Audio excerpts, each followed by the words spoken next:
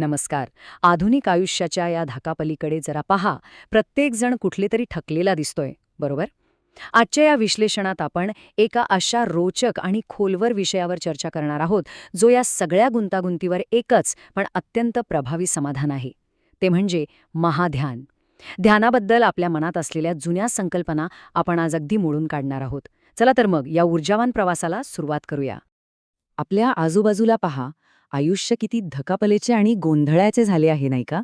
ऑफिसमधील तो दबाव असो, सोशल मीडियावरून येत असलेला फोमो, म्हणजेच आपण काहीतरी मिस तर करत नाही ना, ही सतत वतळणारी भीती, किंवा निर्णय घेण्याची ती थकावा देणारी प्रक्रिया. प्रत्येक जण कोणत्या ना कोणत्या चिंतेत अडकलेला आहे आणि आता पुढे काय, हा प्रश्न सतत सतावतो. ओके, तर चला या विषयात थोडे खोलवर जाऊया. आज आपला प्रवास या 5 मुख्य मुद्द्यांवरून जाणार आहे.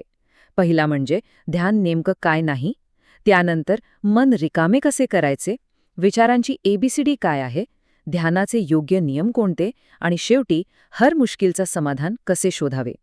हे मुद्दे आपल्याला नक्कीच एका नवीन दृष्टिकोनाकडे घेऊन जातील. म्हणूनच सुरुवात करूया पहिल्या आणि सर्वात महत्त्वाच्या मुद्द्यापासून, ध्यान नेमकं काय नाही.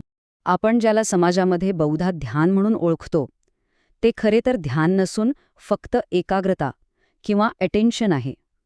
त्याला आपण व्यवधान म्हणू शकतो, जिथे फक्त बाहेरच्या गोष्टींवर लक्ष केंद्रित केले जाते. पण खरे ध्यान म्हणजेच स्वध्यान हे या एकाग्रतेपेक्षा संपूर्ण वेगळे आहे. खरे पाहता चुकीच्या पद्धतीने केली गेली एकाग्रता खऱ्या ध्यानाच्या मार्गातील एक अडथळा ठरू शकते, कारण तिथे सतत प्रयत्न असतो, ज्यामुळे थकवा येतो. मग हे स्वाध्यायन म्हणजे नेमके काय? तर स्वाध्यायन म्हणजे आपला मूळ स्वभाव, ज्याला धर्म म्हटले जाते. ध्यान ही कोणती बाहेरून करण्याची गोष्ट नाही, तर ती एक आतली अवस्था आहे. उदाहरणार्थ, पाण्याचा स्वभाव थंडावा देणे आहे, तसेच ध्यान हा आपला आंतरिक स्वभाव आहे. तो शारीरिक प्रयत्न आणि या मनातील कर्कश आवाजापासून पूर्णपणे स्वतंत्र आहे. म्हणजेच ती करण्याची कृती नाही, तर ती फक्त असण्याची अवस्था आहे. ही समजून घेण्याची एक फार सुंदर पद्धत आहे. ध्यान हा एकमार्गी बाण नाही, तर तो एक दुहेरी बाण आहे. म्हणजे काय? तर खरे ध्यान आपण बाहेरच्या जगाशी संपर्क ठेवत असतानाच आतमध्ये काय घडत आहे, आपल्या प्रतिक्रिया काय आहेत, याचे निरीक्षण करण्याची क्षमता देते. आपण बाहेरच्या जगाशी जोडलेले असतो, पण आतून मात्र संपूर्ण शांत आणि स्थिर.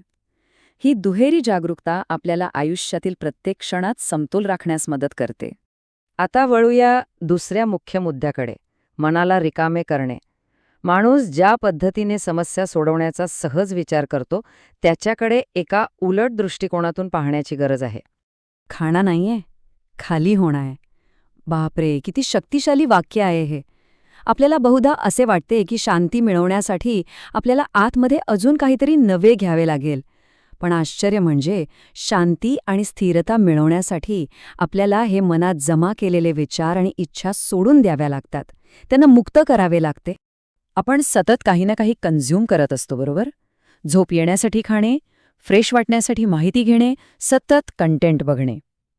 पण मनाला असे सतत माहितीने भरत राहणे हे समाधी किंवा शांती मिळवण्याच्या अगदी विरुद्ध आहे. खरी स्थिरता मिळवण्यासाठी जमा झालेले हे विचार रिकामे करणे गरजेचे आहे, जसे की मनाचा एक उपवासच. कारण मनाला रिकामे केल्याशिवाय नवीन शांततेला आत येण्यासाठी जागा कशी मिळणार? आता आपण या चर्चेच्या सर्वात प्रत्यक्ष वापरात येणाऱ्या भागाकडे येत आहोत. आतील आवाज आणि गोंधळ कसा नियंत्रित करायचा याची ही एक अतिशय सोपी पद्धत आहे. ती म्हणजे विचारांची ABC. तर इथे सगळ्यात महत्त्वाचा मुद्दा हा आहे की ही ABCD आपल्याला सतत येणाऱ्या विचारांचे कसे वर्गीकरण करायचे हे शिकवते. A म्हणजे अपीलिंग, आकर्षक विचार. B म्हणजे बॅड, वाईट विचार. C म्हणजे क्लीनर, स्वच्छ करणारे विचार. आणि D म्हणजे द्वंद्व, गोंधळाची अवस्था. मनात येणारा प्रत्येक विचार या 4 पैकी कुठल्या तरी एका गटात मोडतो. ह्या सगळ्यात C म्हणजे क्लीनर थॉट्स खूप मूलभूत आणि गेम चेंजर आहेत. जेव्हा आपण एखाद्या विचाराला A किंवा B म्हणून लेबल करतो ना, त्या क्षणी त्या विचाराची ताकद आपोआप कमी होते. मनाला आंधळेपणाने मोहक किंवा भीतीयुक्त विचारांच्या पाठी जाण्यापासून रोखण्याचं काम हे Cचे विचार करतात. ही एक मेटा अवेअरनेस आहे, जी त्या विचारांना आतल्या आत निष्प्रभ करते आणि हवी होऊ देत नाही. आणि कधीकधी असं होतं की एखादा विचार नेमकं कोणत्या गटात मोडतो हे समजत नाही. त्या गोंधळाच्या अवस्थेला आपण द्वंद्व किंवा द्वंद्व म्हणतो.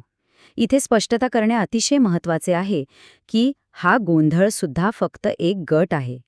त्याला जबरदस्तीने सोडवण्याचा प्रयत्न अजिबात करायचा नसतो. मला समजत नाहीये हे मान्य करणं हे सुद्धा एक प्रकारचं स्पष्टीकरणच आहे. या ABCDच्याही पलीकडे जाणे म्हणजेच तेज अवस्थेत पोहोचणे हे या तंत्राचे अंतिम उद्दिष्ट आहे.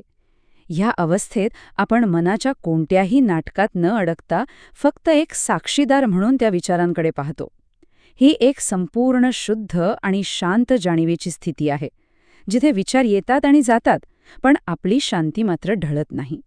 हे तत्वज्ञान समजून घेतल्यानंतर आता आपण एका अत्यंत व्यावहारिक भागाकडे वळूया.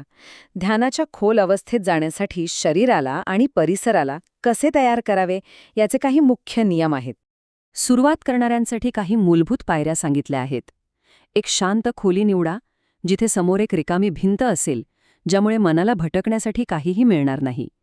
पाठीचा कणा ताठ ठेवा आणि नियमित सकाळची वेळ निश्चित करा. हे शारीरिक नियम आत्म्यामध्ये त्वरित शांतता निर्माण करण्याची मूलभूत तयारी आहेत. शरीर स्थिर झाले की मनसुद्धा हळूहळू स्थिर होऊ लागते. आता एक अत्यंत रोचक शास्त्रीय माहिती पाहूया. सकाळची वेळच का निवडली जाते? कारण सकाळी मेंदू नैसर्गिकरित्या अल्फा अवस्थेत असतो, जी एक शांततेची स्थिती आहे. आणि एक आश्चर्यचकित करणारी गोष्ट म्हणजे यावेळी वातावरणात धुळीचं प्रमाणही कमीत कमी असते. या उलट संध्याकाळी मेंदू थकलेला असतो आणि वातावरणात धूळ जास्त असते, म्हणूनच पहाटेची वेळ सर्वोत्तम मानली जाते. निसर्ग स्वतःच आपल्याला शांततेची संधी देत असतो. यात अजून एक जबरदस्त कॉन्सेप्ट आहे, आसन किंवा मुद्रा. एक विशिष्ट आसन किंवा मुद्रा नियमितपणे केल्याने शरीराला त्याची सवय होते आणि एक शारीरिक शॉर्टकट तयार होतो, ज्यामुळे भविष्यात उदाहरणार्थ एखाद्या टेन्शनच्या इंटरव्ह्यूच्या वेळीही आपण ती मुद्रा करून क्षणार्धात शांती अनुभवू शकतो. मनाला शांत करण्याचा हा एक डायरेक्ट ॲक्सेस कोड तयार होतो. आता आपण या चर्चेच्या अंतिम आणि सर्वात परिणामकारक भागाकडे येत आहोत. ही शांततेची अवस्था प्रत्यक्षात आपल्या आयुष्यातील गुंतागुंती कशा सोडवते ते आपण पाहणार आहोत. Good morning, peace. ऐकलं की किती प्रसन्न वाटते ना? हा एक विशिष्ट पद्धत आहे जिथे आपण स्वतःचे प्रयत्न बाजूला ठेवून शांतीला आमंत्रण देतो की तिने यावे आणि प्रत्यक्ष समस्येवर काम करावे. आपण आपला कंट्रोल शांतीच्या हातात देतो. हे असे आहे की अहंकार म्हणजेच आपला इगो हा एखाद्या कर्कश आवाज करणाऱ्या ढगाप्रमाणे आहे, जो सूर्याचा प्रकाश रोखून धरतो. आणि शांती म्हणजे तो नैसर्गिक सूर्य आहे. जेव्हा आपण म्हणजेच आपला अहंकार बाजूला सारतो, तेव्हा कुठलंही कष्ट न घेता शांतीचा सूर्यप्रकाश समस्या सोडवण्याचे काम नैसर्गिकपणे सुरू करतो. आपला थकावून टाकणारा अहंकार जे काम करू शकत नाही, ते शांती अगदी सहजतेने करते. याचे व्यावहारिक आयुष्यातील परिणाम खूप प्रभावी आहेत. जेव्हा स्वतःचे नियंत्रण सोडून दिले जाते, तेव्हा त्याचे फायदे अगणित आहेत. नाती सुधारणे, जागतिक समस्या सोडवणे, आरोग्याचे प्रश्न दूर करणे आणि अगदी संपूर्ण स्पष्टता मिळवणे. मनातील 2 मिनिटांची ही खरी शांतता घंटांघंटे केलेल्या तणावपूर्ण प्रयत्नांपेक्षा कितीतरी जास्त उत्पादक आणि यशस्वी ठरू शकते. तर शेवटी एका खोल विचारावर आपण थांबूया. जरी सतत प्रयत्न करून आपण फक्त थकून जात असू, तर आपण जर एक पाऊल मागे घेतले आणि तिच्या शांतेला तिचं काम करू दिले, तर कोणते चमत्कार घडू शकतील? हा प्रश्न आपल्याला ध्यानाच्या खऱ्या ताकदीची आठवण करून देतो. ही जाणीव नक्कीच एका नव्या, शांत आणि सफल जीवनाकडे घेऊन जाईल. या विश्लेषणात आमच्या सोबत जोडले गेल्याबद्दल धन्यवाद आणि अशाच रोचक चर्चांसाठी आमच्याबरोबर नक्की जोडलेले रहा.